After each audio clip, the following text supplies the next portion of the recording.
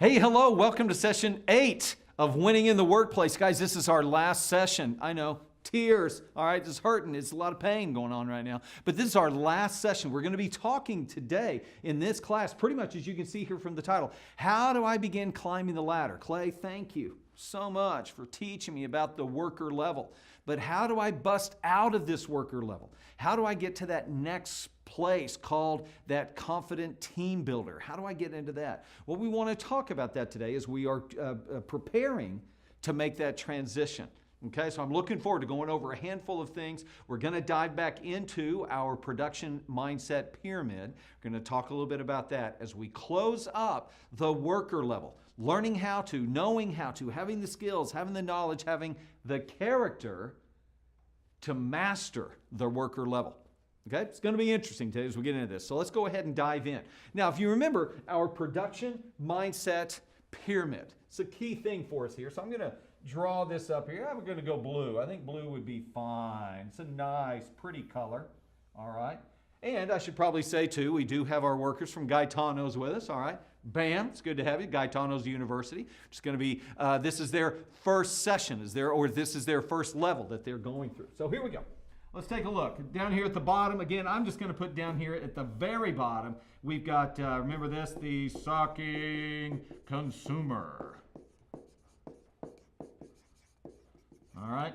Nobody's there, right? So we're going to move right on, okay? We've been talking, our whole time here has been talking about what is this thing been talking about? The contributing. Okay, very good. So, second consumer. So, the second one that we have here is the contributing worker. And this is what our topic has been on this entire 8 sessions. Again, I hope this has been beneficial for you. I hope you've gone, oh my gosh, I hope you've tried some stuff. I know that we've talked to some of the workers here that they have attempted to actually do some of the stuff we've been talking about to help open up doors as they have been this contributing worker. I've got a client right now, I think I might have mentioned him in one of our other sessions. Shout out to Will, who started as a nurse at one of the hospitals here in Tulsa, Oklahoma. And we have been working, hey Will, do this, do this, do this. Getting him as a contributing worker, helping him begin to grow in influence, begin to grow in his influential strategic relationships that he is building there, and becoming a star employee. He's gotten 2 raises. He's gotten moved into positions faster than other people that came on at the same time. But again, it's all about standing out. It's all about becoming the star employer, becoming a contributing worker. You guys, really, this is what the managers are looking for. Will you just do what I'm asking you to do? It's not that difficult to be a star employee, but it does take a mindset of coming to work each day ready to work. Coming each day saying, what can I do to help you? Next of all, where we are here as we move to this next level, have no idea what's going on there. And now I'm even making, there we go. Gosh, scared me. Didn't know what was happening. Okay, so here we go. Our next level is the confident team builder. Another word that we could use here is the influencer. It's taking our good, strong work ethic and becoming an influencer. It's not just you doing the hard work, but it's you actually influencing others and getting others around you to do the hard work as well. Man, now you have become even more valuable to the company because it's not just your own work, but you're actually able to influence, able to grab other people and bring them along with you. Our next level that we'll get into, level number 3, is becoming a strong, efficient manager. And then finally is our effective leader level here. So we come up to the top. But again, our primary focus is right here as contributing worker. So these mindsets, again, this is something I talk about all across the country. I was just speaking with a group the other day in Atlanta, and we talked about this very same thing. I had a ton of managers coming up to me after the talk and just going, okay, how do I do this? How do I get my people out of the sucking consumer mindset? All right? And again, of course, the best answer for that is stop hiring them. All right, you got to know what that personality is in the very first stages when you first start to meet them. How do you not ever hire a sucking consumer? But here we are in the contributing worker, and as we begin to move up this ladder or move up the pyramid, or as we begin to expand by adding value, there are certain things, as we have written here, there are certain things that we need to begin to understand. I need to gather. I need to begin gathering skills, knowledge, and character. Those are key things for you to know. The things that we want to gather are skills, knowledge, and character. Skills, knowledge, and character. Along the path, along the road, these are what we want to look to pick up. We want to not only pick them up, but even grow in them as we move forward. Again, most people are primarily thinking that what they need is money. That's what I need. I need money, and now I need more money, and now I need more money. And they don't even consider the fact that you still don't know jack, all right? And so they just want more money, and they want more money, and they want more money. It never does come. So again, I want us to keep in mind that this is not the focus at this point. Is it important? Yes, and we're going to talk about that here in just a moment. But the way that we get more money is by growing in skills, knowledge, and character as we grow and move up the ladder. So I want to talk about, again, this phase. I do a lot of training. You guys, I do a lot of training for like ages 16 all the way up to about age 30 in the workplace. A lot of this contributing worker training. Companies will bring me in for business consulting, and really quickly they go, Clay, will you come in and do work with our workforce? Do this type of training right here. Teach us and teach our workers how to be contributing workers. And it doesn't take me long at all to discover, okay, in this class, you got a handful of sucking consumers that we need to get them on the off-ramp. Clay, we can't fire them today. Okay, don't fire them today, but we need to get them on an exit strategy, all right? We're going to promote them to customer status. Not for sure why I'm doing this, all right? But I just thought I'd throw it out there. So, but we'll take them through the very class, the very things that we're talking about here to help their workforce become more engaged, more productive, better attitude, and in alignment with company culture. But again, if you don't train them, if you don't teach them, and you just expect them to do it, then you pretty much get what you don't inspect.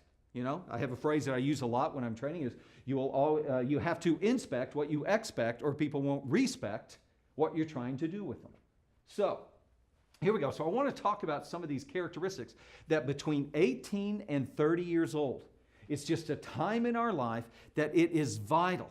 Between 18 and 30, it's a time in our life when it's vital for us to gather certain qualities in our life, okay? Certain characteristics, certain things that we want to pick up. And there is no better place to learn these things and to pick them up than in the workplace.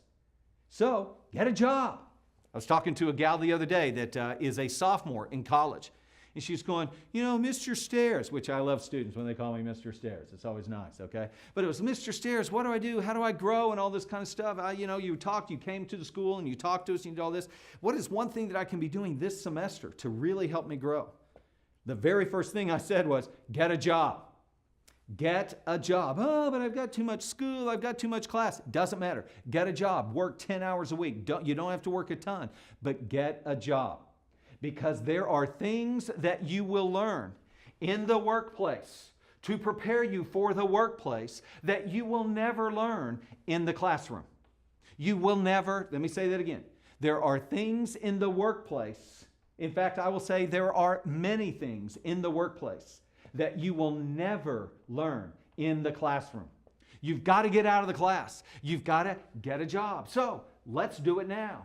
Rather than waiting to get a job until now, it's like, oh my gosh, what am I going to do? And I've got to get a full-time job and I've got to take care of myself and all that. I'm all on my own. Let's start learning it now. Let's learn some of these principles at an early age. Get a job. Get a job. So here we go. I want to talk about some of these. There are 9 things, okay? I don't know that this is an exhaustive list, but there are 9 things that I have developed that I've talked about here, 9 things that we need to gather during this 18 to 30 years old, okay? And I don't know, Reuben, I don't know that there's a time where I can check, I'm done. Don't have to learn that anymore. It's one of those things we're constantly growing in. So here we go. Let's knock these things out. First of all, I'm going to go with, I'm going to go over here with green. So first of all, number 1. What do we have there as number 1? The number 1 thing that we need to begin bringing, okay? Need to begin gathering. We need to gather knowledge. You guys, this is huge. I've had several clients that they hire people coming out of college. It's just what they do. They're looking for that young workforce. And I've got a client that's down in Texas, and she was so frustrated with a handful of her workers because she is asking them to do very, very simple things in her head. Very simple things like, will you please mail this letter? Okay. Mail this letter. To another person, she said, would you please write this check? And unfortunately, okay, now again, millennials, catch this, they didn't know how to send the letter. They didn't know. Now this, again, this probably even, if you're watching this, it's probably just like, are you kidding? They didn't know this, but they didn't know it. They didn't know where to put the stamp on the envelope. Okay? They didn't know where to put the stamp. So what do they have to do? They have to go back to the manager and get the manager's help. But unfortunately, the manager said, I want you to do it. Does that make sense? The manager is saying, I have this long list of things that need to get done. I'm going to delegate. And then they delegate something, and if you keep coming back to the manager saying, how do I do that? I don't know how. What's going on? Can you help me? That's why I delegated it to you. So this person, very basic thing, didn't know where to put the stamp, okay? They did not last a week in the company. Bam, they're gone. Somebody else writing a check. They had never written a check before. 23 years old, had never written a check. Again, in my mind, I don't get it. But all of a sudden, I start thinking about, man, today everything's on the phone. You know, you're just using a card or something like that. Now you can just like show an app on your phone. You're paying for stuff all the time.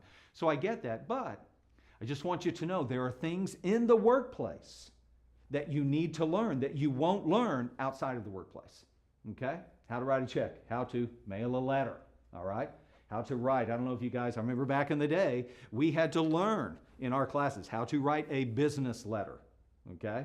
Don't know if you guys have learned that, but that's just important. Now you can Google it, all right? Just go to the Google and Google the thing, all right? It'll give you a picture of what a business letter actually looks like. So there's knowledge. As we said over here, number 2, there are skills that you need to have. Now these skills are hard skills, okay? Now hard skills are like the actual skills that you need to do on the job, okay? Like if you're a carpenter, you need to know how to sling a hammer, all right? You need to know how to nail a nail. If you're a plumber, you need to know how to work with PVC, all right? If you are a banker, you need to know how to work with money, and so on. There's just those hard skills that you need to know. And again, it's time for you to begin to gather some of those skills. You guys at the pizza shop, you need to know how to make a pizza, you know? So I'm sure, have you guys seen the videos that we made and everything? I'm sure that, you know, those very first videos that you begin to watch right after you get hired are how to make a pizza, how to make a salad, how to make the ice cream, how to do this, how to do this, how to do this, so you can do your job well. Have you guys found that there are some people that watch those videos and some people that go through the training, and on the other side of the videos and on the other side of the training, they still don't know how to make a pizza? Have you guys found that yet? Okay. So what do you do with these people? We're at a pizza shop. If you don't know how to make the pizza, you can't help me. And so we have to be able to learn. We have to know these specific skills. Again, these are hard skills, but there's also soft skills that we need to learn. Have you guys ever heard of that? The soft skills? These are things like conflict resolution, learning how to communicate, learning leadership, and so on, the soft skills that are on the job. These are things that are so important for us to gain as we move forward. Again, guys, I don't care. I was the class president in high school, Senior class president. Hey, I was class president. I was leading my class. No, I wasn't. I wasn't doing jack squat. I just had the position. It's not like the principal came to me and said, so Clay, what do you want to do this year? It's a senior year. Let's get together and we can plan how you guys are going to do your senior year. Not at all. I just had the position. So it's possible for us to get a position. It's possible for us to come into a company. It's possible for us to work well. It's possible for us to get a promotion and another promotion. And yet, somehow along the way, because we weren't intentional, we weren't gaining the skills. And then all of a sudden, we get promoted into a position that freaks us out because I don't have the skills to do the position that I've just been given. And it can freak us out. A lot of stress, a lot of pressure. Not only are you under a lot of pressure, but because you're not functioning well, you're putting a lot of people under a lot of pressure. And it can go really bad really quickly. So knowledge and skills are very important for us to begin to learn. Well, what do I need to learn? What is the knowledge? What are the skills? I love that question. Those are great treasure hunts for you to go on throughout your 20s. Because again, if you don't get it in your 20s, you're going to move into your 30s ill-equipped. And it can create a lot of pressure. Again, I get to work with a whole lot of folks that are in their 50s that never did acquire these sets, these 9 things I'm telling you about. So now they're in their 50s and they are struggling, or in their 40s, and they are really struggling because of the pressures that have come on in life. So it's really important that we gain these. So let's move on to number 3 here. Number 3 is experience. Again, this is why I think it's so important to get a job. Because there are experiences in the workplace that you will never get in the classroom. The best you can do in the classroom is talk about them. That's about all you can do is talk about, oh, we got this situation. And then what they do is they go, well, what would you do in this situation? Well, teacher, I would do this and I would do that. So that's a fine answer. Thank you so much. But because you're not actually in the situation, you don't have all the levels, all of the people issues to worry about. It can be pretty black and white as long as you're in the classroom. But once you get the job, you begin to learn and go through these different experiences. And I think the experiences are so key because you will find out what you're really good at and what you stink at. It's important for you to have these experiences. So this is huge for us as we move forward.